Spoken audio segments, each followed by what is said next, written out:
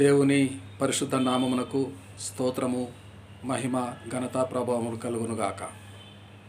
రండి, దేవుని వాక్యము సెలవిచ్చినదేమనగా మన ఆధ్యాత్మిక కార్యక్రమమును ప్రారంభించుకుంటున్నాము.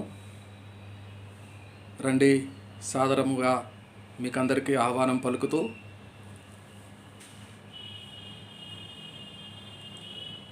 ద్వితీయోపదేశకాండము 32వ అధ్యాయము 10వ వచనము నేను చదువుతున్నాను.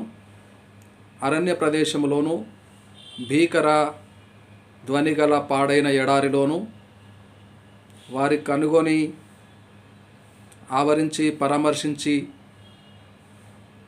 తన కను పాపవలే వాని కాపాడెను. కనుపాప వలె వారిని కాపాడిన దేవుడు. అరణ్యములోనూ ఉన్నారు. భీకర ధ్వని, అరణ్యమంతా భీకరమైన ధ్వని, భయము కొలిపే, ఆందోళన కలిగించే హాహాకారాలతో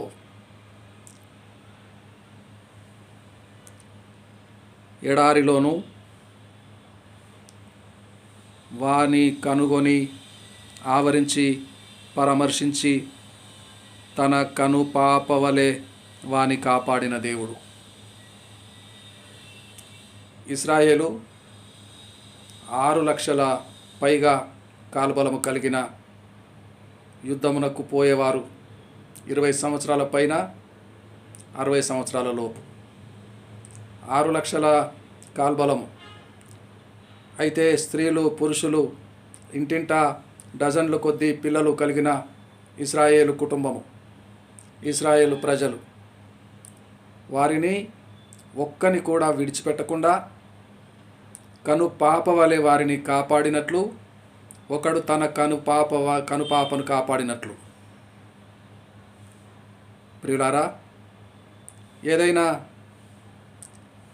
హాని సంభవించినప్పుడు మొట్టమొదట కనుపాపను మూసుకుంటారు. కనులకు గాయం తగలకుండా కాపాడబడతారు. కన్నులు మూసుకుంటారు. యెహోవా దేవుడు, పరాక్రమము గల శూరుడు అయిన యెహోవా దేవుడు భీకర ధ్వని గల అరణ్యములోను మరుభూమి ఎడారి ప్రాంతములోను కనుపాపను ఒకడు తన కనుపాపమును కాపాడినట్లు కాపాడిన దేవుడు. యావత్ ఇశ్రాయేలు జాతిని విడిపించిన దేవుడు. కీర్తన 17వ అధ్యాయము, కీర్తన 17:10లో భక్తుడైన దావీదు ఈ విధముగా మొర్రపెట్టుచున్నాడు.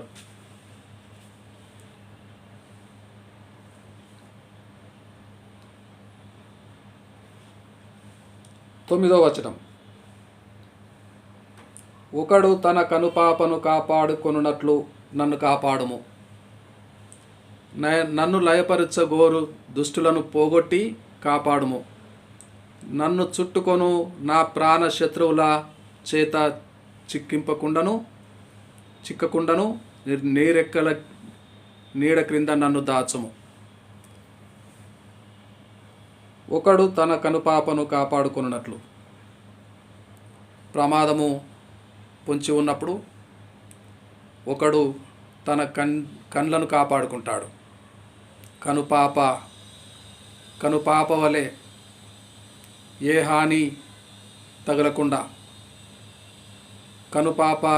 కన్నులను కాపాడినట్లుగా, లయపరచగోరు దుష్టులను పోగొట్టి లయము చేయాలని, దుష్టులు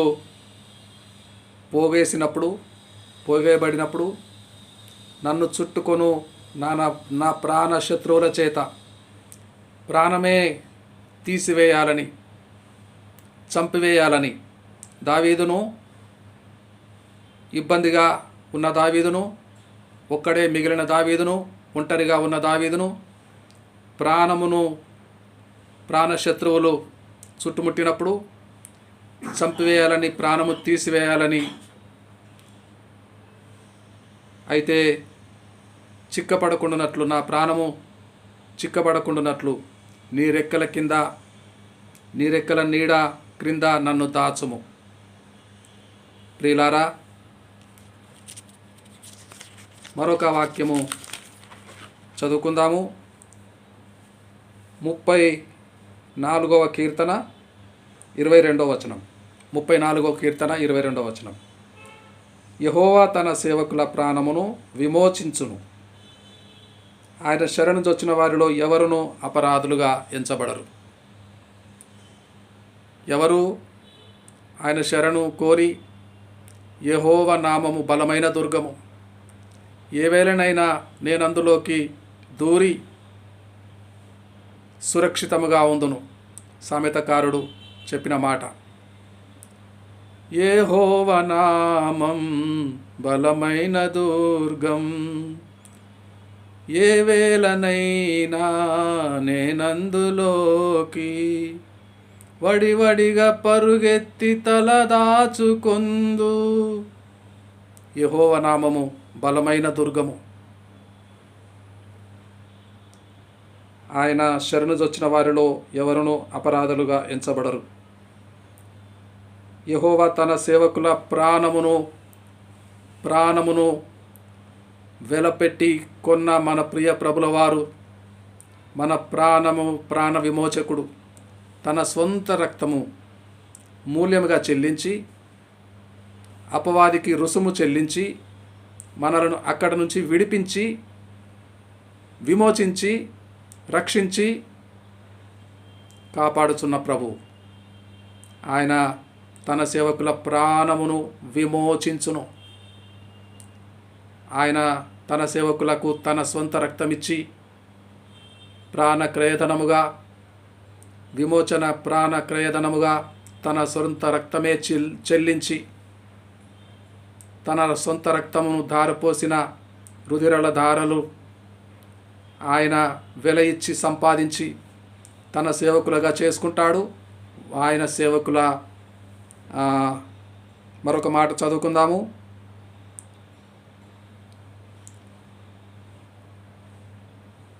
నా నిర్దోషత్వమును బట్టి ఆనందించువారు ఉత్సాహధ్వని చేసి సంతోషించుదురుగాక. దోష సహితమే మన దోషములు మనలను కప్పినంత ప్రవాహం వలె చుట్టుకొని ఉండగాను, నిర్దోషులనుగా మనల్ని చేసి, దోషమే లేనివారుగా మనలను చేసి, నిర్దోషులనుగా చేసి, మన పాపములకు పరిహారము చెల్లించి, తన విలువైన రక్తములో కడిగి శుద్ధీకరించి,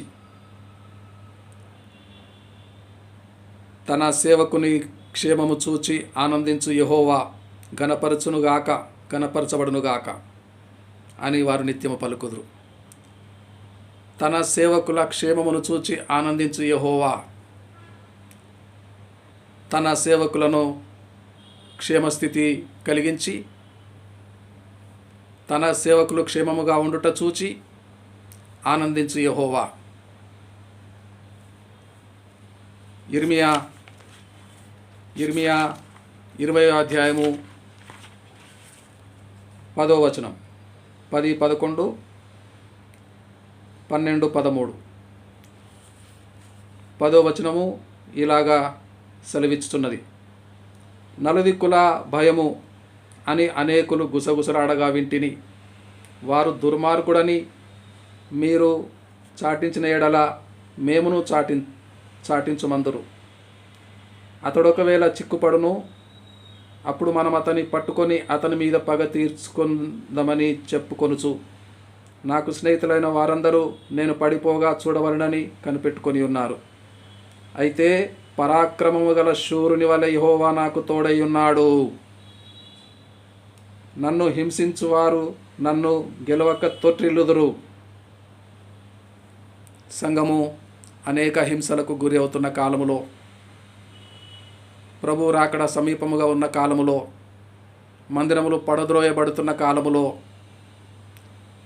శ్రమల కాలములో, హింసల కాలములో సంఘము, విశ్వాసులు, రక్షించబడిన విశ్వాస సమాజపు వారు బహుశ్రమలు కలుగుతున్న కాలములో మనమున్నాము.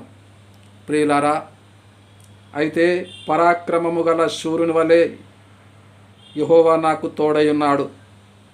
నన్ను హింసించువారు హింసల పాలవుతున్నాను, నరకబడుతున్నాను, రాళ్ళ చేత కొట్టబడుతున్నాను, కొరడాల చేత కొట్టబడుతున్నాను, కత్తుల చేత నరకబడుతున్నాను, అనేక హింసల పాలవుతున్నాను.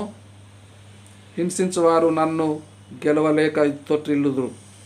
వారు యుక్తిగా జరుపుకొనరు గనుక బహుగా సిగ్గుపడుదురు. వారెన్నడను మరువబడని నిత్య అవమానము పొందుదురు. సైన్యములకు అధిపతియగు యెహోవా, నీతిమంతులను పరిశోధించువాడవు నీవే. అంతరంద్రియములను హృదయమును చూచువాడవు నీవే. నా వ్యాజ్యమును నీకే అప్పగించుకొనుచున్నాను. నీవు వారికి చేయు ప్రతిదండన నేను చూతునుగాక. నా కన్నులతో నేను చూచే కృప, నా చెవులతో దుష్టులకు కలిగే నష్టము వాటిల్లినప్పుడు దాని విని భాగ్యము. దుష్టులు గనుక, వారు దుష్టులు గనుక, భ్రష్టులు గనుక, నీతిమంతులను హింసించువారు గనుక, సంఘమును హింసల పాలు చేయవారు గనుక ఈ మాట చెప్పవలసి వస్తున్నది యిర్మీయా భక్తుడు.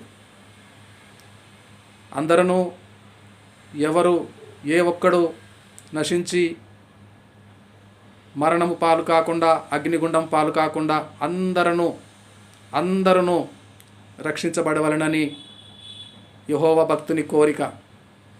యెహోవా సమాజపు వారు కోరి అందరి మారు మనసు దయచేయబడవలనని అందరి కొరకు ప్రార్థన. అయితే నీతిమంతులను, పరిశుద్ధులను హింసించి,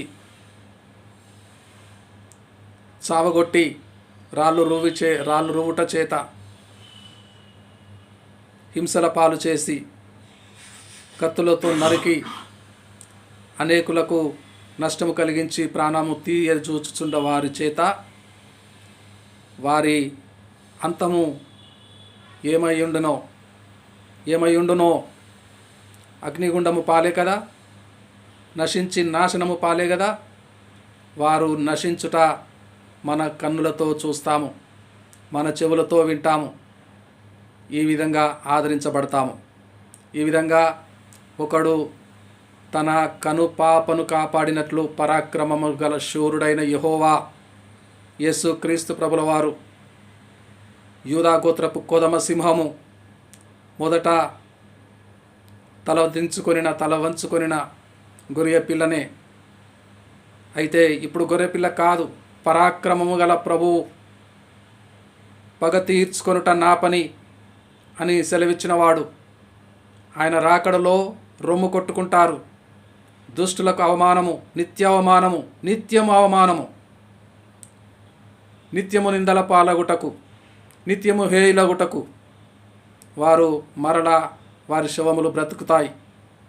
దానియేలు గ్రంథకర్త వివరించిన ప్రకారము వాక్యము సెలవిచ్చినదేమనగా, ఈనాడు శ్రమలలో ఉన్న సంఘము ఆదరించబడుతుంది, సహాయము దొరుకుతుంది. వారు సహాయకుడు, వారి విమోచకుడు సజీవుడు, ఇశ్రాయేలు పరిశుద్ధ దేవుడు, నజరుడగు యేసు క్రీస్తు ప్రభుల వారు, వారి విమోచకుడు సజీవుడు. కావున ఈ మాటల చేత ఆదరించబడి కృప పొందుదుముగాక. దేవుడు ఇట్టి మాటల చేత బలపరిచి, ధైర్యపరిచి, శక్తి సామర్థ్యంల చేత నింపి, ఆకలి ఉన్న వారికి అన్నము, శ్రమల పాలవుతున్న వారికి ఆదరణ కలిగించి కాపాడునుగాక. ఆమేన్.